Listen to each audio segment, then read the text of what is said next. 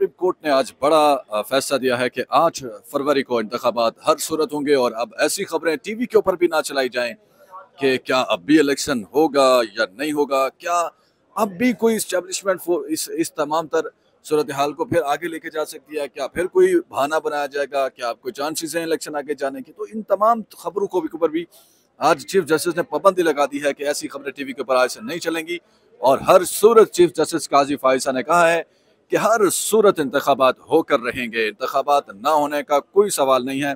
तमाम तर जो फ़रीक़ैन हैं उनसे दस्तखत करा लिए हैं चीफ जस्टिस ने और आज फाइनल ऑर्डर जो है वो पास कर दिया है और उसके बाद जो फैसला है उसका रिकॉर्ड सुप्रीम कोर्ट के पास भी रहेगा और तमाम हुकूमत, ऐवान सदर, इलेक्शन कमीशन और दीगर फ़रीक़ैन के पास जाएगा ये रिकॉर्ड। और अगर कोई इसमें से फिरता है तो चीफ जस्टिस ने कहा कि फिर हम देखेंगे कि कौन फिरता है और उन्होंने कहा कि ये जो फैसला है ये पत्थर पर लकीर है, हम इंतखाबात नहीं कराएंगे, इंतखाबात की तारीख हम नहीं देंगे, इंतखाबात की तारीख सदर मुमलिकत ने देनी है और इंतखाबात की तारीख में सदर मुमलिकत ने इलेक्शन कमीशन के साथ चलना है। आप दोनों मिलकर इंतखाबात की तारीख दें, जिस पर अदालत को बताया गया कि हमने 8 फरवरी का इत्तेफाक किया है। तो उन्होंने कहा कि आप सोच लें 8 फरवरी का आपने इंतखाबात का कर लिया है तो आपके दस्तखत कहाँ हैं, आपने दस्तखत कर दें। और उसके बाद चीफ जस्टिस काजी फायसा ने दस्तखत लेकर फ़रीक़ैन को कहा है कि अब जो है 8 फरवरी को इंतखाबात होंगे। इस वक्त आप देख सकते हैं वकला की तादाद, सहाफ़ियों की बहुत बड़ी तादाद यहाँ पर मौजूद है और ये देख लें कैमरों की भरमार है, इलेक्ट्रॉनिक मीडिया टीवी चैनल्स के कैमरों की भरमार है यहाँ पे। कुछ देर पहले बैरिस्टर अली ज़फ़र मीडिया से गुफ्तगू कर रहे थे, वो भी हम आपको सुनाएंगे कि उन्होंने क्या कहा PTI की जानिब से। और अटॉर्नी जनरल ने कहा कि हम हुकूमत संजीदा है, इंतखाबात के लिए साजगार माहौल बनाएंगे। चीफ जस्टिस ने यह भी कहा कि हर शहरी का बुनियादी हक है कि उसको साजगार माहौल फराहम किया जाए। तो ये अहम ऑब्जर्वेशन भी आज कोर्ट ने दी है कि ऐसा ना हो कि माहौल साजगार ना दे सकें, आप माहौल को भी साजगार बनाएं। ऐसा लग रहा है कि चीफ जस्टिस ने इशारतन ये भी कहा है कि ये जो PTI और उनके रहनुमाओं के खिलाफ जो कुछ हो रहा है उसको भी ठीक करें, उनका राइट है। एक इशारतन समझा गया कि शायद कोई ऐसी बात की है। उन्होंने बाकी आने वाला वक्त बताएगा कि क्या PTI को लेवल प्लेइंग फील्ड मिलती है या नहीं मिलती। इस वक्त सुप्रीम कोर्ट में ये ताज़ा मनाजिर आप देख सकते हैं क्या चल रहा है सुप्रीम कोर्ट में, ये हम आपको इस वक्त यहाँ पर दिखा रहे हैं। जर्नलिस्ट खुशखबरियों में मसरूफ़ हैं।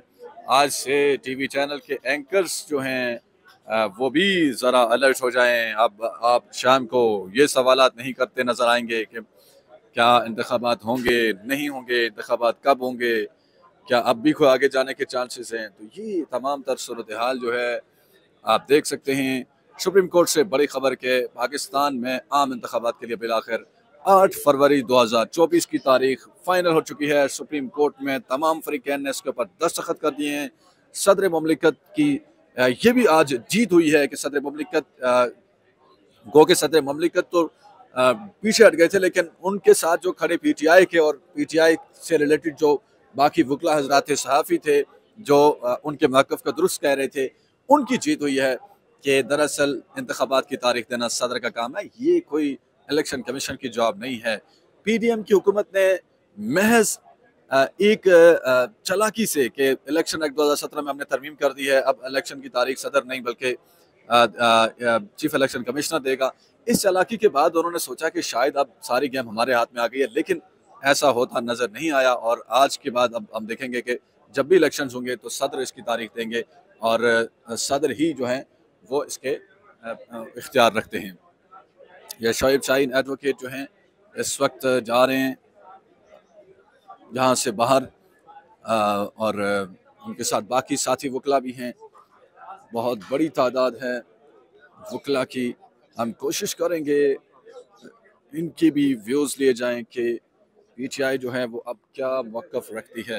शोएब शाहीन साहब, आज आप इस ऑर्डर को कैसा देखते हैं?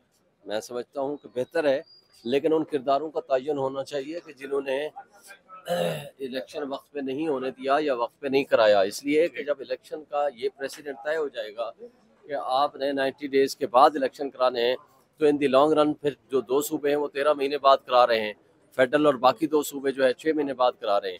अगर ये हमने इसको प्रेसिडेंट के तौर पर मान लिया, कल फिर 2 साल 3 साल बाद होगा, फिर 5 साल बाद होगा, कौन पूछेगा। इंतखाबात की तारीख के हवाले से जो अबहम था आपका क्या इसमें व्यू पॉइंट है कि वो ख़त्म हो गया या अभी तफसीली ऑर्डर का इंतज़ार करेंगे? टू सम एक्सटेंट अब तो ख़त्म हो गया, लेकिन बात यह है कि 9 अप्रैल की तारीख भी आई थी, 30 अप्रैल की भी आई थी, 14 मई की भी आई थी, लेकिन उनके फैसलों पे अमल दरामद नहीं हुआ। 8 अक्टूबर की तारीख भी आई थी, लेकिन हम ये समझते हैं कि अब शायद ये आखिरी हतमी तारीख होगी और उम्मीद रखते हैं कि इंशाल्लाह इस पे इलेक्शन हो जाएंगे। काजी फाइज ईसा ने आज इस तरह बताया कि अगर आप आईनी जिम्मेदारियां अदारों के सरबराहों को कहा निभा नहीं सकते तो आपको घर चले जाना चाहिए। तो उनके रवैये से कैसा लगा? क्या वो इलेक्शन करवाने के मूड में थे आज? नहीं, बिल्कुल अच्छी बात की है कि जो अपना आईनी रोल अदा नहीं कर सकता तो कुर्सी से चिमटे रहना बिल्कुल गलत बात है। हुसोएवर में भी उसको अपना ओहदा छोड़ देना चाहिए। पीटीआई का तो स्टैंडिंग यही था कि इंतखाबात की तारीख सदर को देनी है, लेकिन सदर हिचकिचाहट का शिकार थे। अब पीटीआई क्या सदर साहब से इस सिलसिले में को बाज़पुछ करेगी? क्योंकि पीटीआई ये राइट रखती है। पीटीआई ने आज उनको ऐवान सदर तक पहुंचा रखा है। देखिए, पीटीआई ने तो पहले हमने मुतालबा भी किया था, खत भी लिखा था, बल्कि खान साहब ने नाराजगी का इजहार भी किया था, और हम समझते हैं कि उनको अपना रोल अदा करना चाहिए था और अब भी करना चाहिए। Thank you. शोएब शाहीन अपना व्यू पॉइंट दे रहे थे कि पीटीआई का मौक़िफ़ पहले दिन से यही था कि उनको इंतखाबात की तारीख देनी है और ये उन्हीं का एक्सक्लूसिव राइट है, और आइन और कॉन्स्टिट्यूशन जो है वो उन्हीं को ये राइट देता है। तो आज उनके मौक़िफ़ की जीत हुई है, बड़े खुश हैं पीटीआई के वकील, लेकिन साथ ही साथ थोड़े से गमज़दा भी हैं, और उनका ये कहना है कि ये जो मामला है ये बहुत पहले होना चाहिए था। पंजाब के इलेक्शंस की तारीख जो है वो क्यों नहीं उसके ऊपर इंतखाबात हुए, कौन ज़िम्मेदार हैं, किसके ख़िलाफ़ कार्रवाई करेंगे। तो इस तरह की बहुत सारी चीज़ें हैं जो मैं समझता हूँ कि यहाँ पर देखी जा रही हैं।